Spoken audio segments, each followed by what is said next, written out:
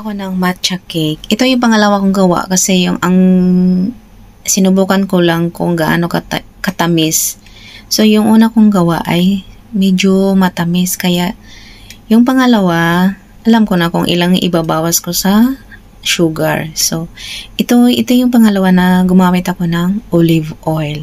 So, ang ganda talaga ng olive oil. Kaya lang, medyo mahal. Virgin olive oil yung gamit ko nito. So, para sa akin, pwede na.